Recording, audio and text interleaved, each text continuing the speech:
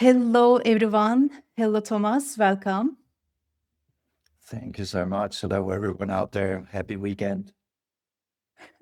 Hello, everyone. Welcome. We regenerate live session. I am Duygu Özen, founder of WE7 AI.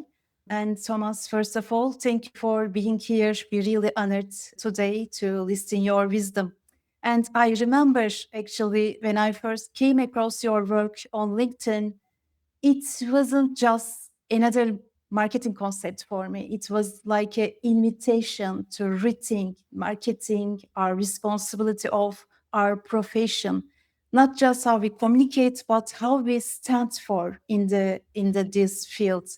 And over the years, that question has only become more urgent. And today, sustainability is no longer optional positioning. AI is reshaping how decisions are made. Regulation is redefining accountability. And before starting to our question, Thomas, how did you start this journey? Because you are on this field many years and it shows us how you are visionary actually. And first of all, we would like to listen your story. Thank you so much. And Duygu, I absolutely agree. I think we are in a quite unprecedented time with everything that technology offers and AI offers. I'm really looking forward to dive into that. But I mean, my journey, I used to be a traditional advertising guy. I used to run a traditional advertising agency. And then around 2009, we were hosting a climate summit in Copenhagen, and nothing really came out of it. Our politicians didn't really sign anything. There was no great deal happening. And I think we're getting used to that these days with these climate summits. But back then, being from Denmark, I had very high hopes. And so that sort of provoked me to ask the question. So with the background in advertising and marketing, what can I do? How can I contribute? How can I change the role of brands? Because even though I was quite young at the time, I did, understand the power of advertising. It has only grown in strength since then. I think we're up at around $1 trillion US dollars that are being used on marketing and advertising. So I think with great with great strength, with great power comes great responsibility, and that was the journey with the first book, Goodvertising, and the early days of what I did with sort of like an impact-focused agency. It was hard times to do It's it back then. Yeah, I kind of always say, but for anybody who goes into this space with sustainability and impact, it's almost like an extreme sport. You need to take a few punches. It's not always an easy road. It is not, definitely. We are facing this almost the same stories, but at the same time, we see the some expansional growing as well, according to this. Enterprise companies also we had a conversation with chief marketing officers, and they are interested in. And you work with really well-known CMOs as well all over the world. What is their perception right now, sustainability and marketing, but also AI? It's almost when you've been on this journey for so many years, I mean, you sometimes become a little blind to that change. But I will say that what has happened within the last couple of years is that we are seeing more CMOs much more engaged. We are seeing more brands, not just the typical ones that we've always seen support this, is becoming more involved. It's great to see. We are seeing for us, like the UN Global Compact, they did launch a CMO blueprint in Cannes Lions last year with a lot of well-known CMO faces for brands like MasterCards and others. So I do see a shift in how CMOs are more open to engaging on these topics, but it might also sometimes be a different type of interest in pulling them into this space than you typically see from the chief sustainability officers. So I do actually see right now there is a bit of a interest from marketing, and not only just learning more about it, but also understanding what it actually does in terms of the brand. And this is something I've always been very curious about. I do think that sustainability is not about doing good per se. It's also better for business. We've done lots of work recently with Walk, for example, looking at the effectiveness on very mindful environmental and social campaigns, and they show up with strength globally. So there's an effectiveness argument as well. And that conversation, I think, is something that draws in more CMOs. So true. I was reading that CMO blueprint actually from UN Compact. It was really amazing blueprint. I highly recommend to everybody because it has some case studies from L'Oreal and other very well-known companies, enterprise companies. I couldn't remember. They were focusing to two different dimensions. One of them is decarbonizing the marketing, using to some ETNet frameworks and other type of frameworks, but also they were focusing to how to communicate to implement their SDG goals into their marketing campaigns. There are two important dimensions. Generally, we are talking actually umbrella term. If we are talking the umbrella term, regenerative marketing, isn't it? And this is sustainable development goals, decarbonizing marketing, and how we are communicated in an authentic way, not doing the greenwashing. And how do you see, is there another dimension we need to implement into our marketing, advertising activities with AI, with our services or our culture? How do you see, General, this umbrella? I think, as an industry, we are getting better. We are, improving in terms of the understanding of what authentic, what is sustainable. That being said, I think it is always challenging in terms of what is greenwashing and what is not greenwashing. And I always bring forward this example that if I look back at my first book, Goodvertising, I did actually have a few campaigns. And when I look back at them today, this was written in 2010. When I look back at them today, they were definitely greenwashing campaigns.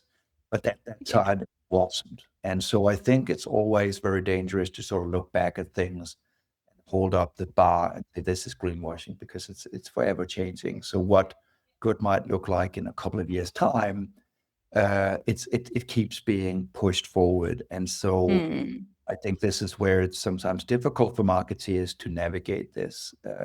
Luckily, there are a number of tools today that marketeers can rely on that does a lot of this due diligence a little bit easier, which is great. But for me, the most important thing is not to talk so much about the negative side of this. It is still to focus on the possibilities, how this I agree. drives better brands. How if you don't innovate, I mean, if you take beauty, if you So don't true. have a but if you don't have a product that is made from natural ingredients, if you don't think about the packaging that it comes in, etc., you will face scrutiny. And so there's a lot of brands that are faced with competitors, challenger brands, and others that are sort of showing a different way of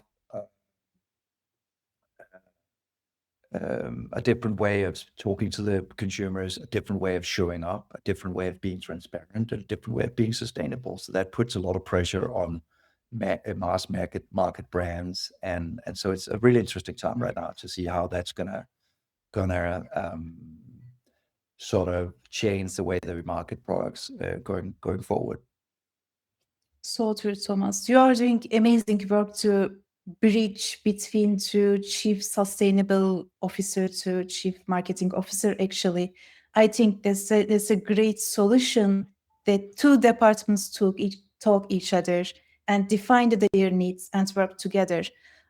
Would you please give us examples how they can work together or what type of conversations they need? Yeah, it's a good point. It's almost like marketing is from Mars, sustainability is from Venus. These two planets are not most of the time on a collision course, and so this bridge building is so important. The challenge is though that it's two very, very different languages. Typically, the So world true. of sustainability is something that's measurable, that's around data points, that's around logic, rational arguments, science. And on the other hand, the world of marketing, it's very much about emotions, about feeling something. It's about storytelling, and so that's why these two things often clash. In the world of Mm. sustainability, things can't be complex. They need to be simple. And let's be honest, and there's nothing simple about any of these sustainability challenges. Not even if we look at how we measure things, carbon emissions, all these things. So, what's me is pivotal is to have better collaborations. What's pivotal for me is to make sure that in the board you have a proper representation. Sustainability is up there, it's being taken seriously. It is important that not just you having this conversation on a sort of C-suite level, but it's something that becomes more of a bottom-up movement. Because where I feel this often also crashes is that you have a company, they set an agenda, X, Y, Z, this is our goals, this is what we're going to do, but they don't have that bottom-up thing where people feel ownership. And it's a shame, and it's a lost opportunity because employees care about some of these things. Where they don't care is when you don't translate sustainability, because what is sustainability? Uh, for me, it's always about life. It's about a better life. It's about a better place to work. You have a place where you have more healthy food, maybe. You have a place where you get a chance to exercise at work, where there's a better work-life balance. All of these things So have to true. do with sustainability, and all of these things have to do with being a company where the workforce of tomorrow wants to work. And so that's why I do think that sustainability is so pivotal to the companies of tomorrow and the leaders of tomorrow. And so getting that integration going is super tough. And I want to do a small plug. We actually did launch an Impact Leaders program recently, which is the world's first sort of mini MBA, being taught by super clever CMOs and CSO people who've done the work. And we're actually opening up that for applications up until April. So anyone who's listening on this, go and check out Impact Leaders on thomaskolster.com. It's an amazing program if you're in doubt whether and how to integrate these two disciplines. How it will work, this program? Is it like a webinar or live stream? Yeah, what we thought was that this is not just about work, it's also about sort of personal alignment. So it's basically 10 mentoring sessions by some amazing CMOs and CSOs. So we have, for example, Sadira, the global CMO of Tony Chocolonely. We have the Chief Sustainability Officer of Volkswagen. We had an ex-CMO from Oatly, John Schoolcraft, Amazing Creative. So we have all these Amazing. leaders teaching different sessions on different types of topics. Then we also have some social sessions, so people can get to know each other, challenge the leadership skills, challenge the personal skills, the values. So connecting people, I think that's a big part of an MBA program. And lastly, everybody's working on a real brief. So really hands-on, focused on creative excellence, on output, because one thing is theory, but we're not going to move the world very far with theory. We want to see some really concrete outcomes of how marketing and sustainability is a multiplier of effectiveness and brand love. It So is that's sort so of the important. basics of it. Yeah, So it's a fun program. I'm looking forward to see the outcome, and we're already having a pretty amazing cohort shaping up. So I'm super excited about that. amazing. And I will share that link additionally under this Yeah. program. Definitely, Thomas.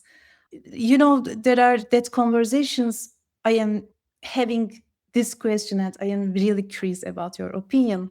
That question is, when we are talking about the AI, sustainability, and marketing, the first questions from our investors or potential companies, but AI is harming the world and how we are using for the sustainability. We have an answer, we have some framework about it, but I would love to hear your thoughts about that, AI and sustainability. It's an interesting one. Let me reframe it again. I mean, we can spend hours and discussing greenwashing and advertising and marketing, and we can spend all the time talking about the responsibility and not doing it right and all of these things. But I think it's much more effective to also look at the positive side of some of these things, the possibilities that this can unlock. And yes, AI is and should have guardrails, no doubt about it. Like responsible advertising and marketing should have guardrails. But I think it's much more interesting to focus on what is possible with AI. What can we do with it? How will it change everything? And I think one of the things it will change, and we are already seeing this, and I think this is going to be a dramatic change. I remember in the early days when I wrote my first book, Goodvertising, this was in the very beginning of social media. It makes me sound very old. Yes, there was a beginning. There was a time before social media. I think you remember it as well. Yeah, but at that time, there was a lot of conversations around how social media would enable people to talk back at brands, how this would create this pressure on transparency, and I think it didn't really play out completely that way. I think we might have over-exaggerated chains that social media would sort of and how social media would challenge brands. But I think with AI, this is going to be different because with a simple little prompt, you can pretty quickly sort of compare products, companies, leaders, etc. And in that way, you actually have a really, really easy way of finding out what products actually live up to your values and what you believe in, etc. Secondly, and I think we are already seeing this pivot a couple of years ago where citizens of the world became the biggest content producers, so not professional content producers like the advertising industry, but when we take our professional hats off, the Duygus and the Thomas of this world, and we can talk at brands pretty effectively. Because if I don't believe in what a brand like Coca-Cola is saying, I can pretty easily make a little AI video that seems extremely convincing and can be extremely challenging. So I think we will see a lot of citizen activism going forward. We'll see people be much more empowered. So I think those are some of the interesting conversations to be having. That is sort of some of the consequences of technology. And we already see this very much so in the US at the moment in terms of misinformation, what's happening in the political landscape, etc. And so even though these are early iterations of what AI can and how it will affect society, we are already seeing this change. And so I think those are important things, at least for any CMO and anybody in the sustainability space, to focus on some of this stuff as well, because that will be a game changer for how we build sustainable brands and how companies need to be much more open. In the Hero Trap, my latest book, I talked about transformative brands. So brand that moves away from this sort of targeting mentality, but becomes much more of a collaborator, a coach, someone who's there to enable you, who has products who can enable healthier living or climate conscious living. So it becomes much more of a brand as a partner, rather brand as an interrupter, as someone who just throws advertising at you. So I think it's good. It's good for brands. It's good for those types of brands who get that already. So I'm excited about the possibilities that will bring. Me too. Beautiful. I love that, Thomas. At the same time, I share the same thoughts to our clients or the people. We don't have all answers, but we are on this journey to finding the answers. Actually, in that context, our intention is important, and our intention is to using the AI, supporting the sustainability and the marketing. I think that part is really important for us in this field. My last question, Thomas, you are engaging all this CMO. How do you see chief marketing officers in the future and marketing agencies as well? There's a huge transformation. You shared all this conversation a little bit, but more deep, what do you see for the future for CMO and agencies? I do think, unfortunately, over the years in the industry, and I've been in the industry, God, now for 25 years, right? And our tools have become easier to use. What before demanded big production teams, etc., are so incredibly easy. It's the click of a button and you already got content out there. So for me, it's astonishing that our craft and the quality of that content is not becoming better, but actually quite the opposite. And so it sort of tells me one thing, and that is that we should actually remember what our role was in the first place. And great partnerships, great client relationships, when CMOs, when agencies and clients work together in tandem, when they keep challenging each other, this is when great results happen. It's like a great marriage, right? So true. Yeah, because if we keep having all this infighting, if we're not on the same team, then it won't work. If the I agencies love just that. become a sort of extended arm of the marketing department that does content, that's not needed. My role most of the time is to challenge brands. It is to push them forward. It's to be a CMO whisperer. It's to be a coach that sort of pushes them towards territories that might seem a little bit uncomfortable, but might actually be the right way to develop the brand going forward and securing that new target groups keep being interested in them, or that the current target groups might see them in a different light. And I think that's a true role of agencies. It has always been the advisor. And I think we have forgotten that over the past because we became too content focused. We became too much like a factory, assembly line, because that's where the agency used to earn their money. So I think in some ways it's a good development now that production is necessarily where the agencies will earn their money in the future, but it is going to be by delivering better marketing advice, by deliver better strategic thinking, by deliver creative excellence. And this is, I think, where that marriage can happen, and hopefully that's where we'll see better creative input, better decisions being made, and ultimately also on the other side, better leadership from brands and from agencies. Better leadership. And there are many reflections actually about this conversation, but let's work together, not the competition, but also let's come together and like how we are doing us today. And it is really important in this field. Thank you so much, Thomas. I will continue to follow up you every time. And is there anything would you like to share with us? I know you have your masterclasses, you shared a little bit, but you have actually, as I know, your consultation programs, and would you please share your services and anything you want to share? I think the most important thing is in all these conversations, and I know it's tough times. I think we're all scared of where our industry is heading. What is the future of work looking like in our industry? And so the last thing I probably will share is that I do believe that ultimately, it's up to all of us. I came into this industry because I love the people. And what we're lacking now is leadership from the industry, a leadership where we say how we want to apply AI, where we say how we want to work in the future, how we want to do marketing and advertising in the future. It's not that the development is just going to go forward.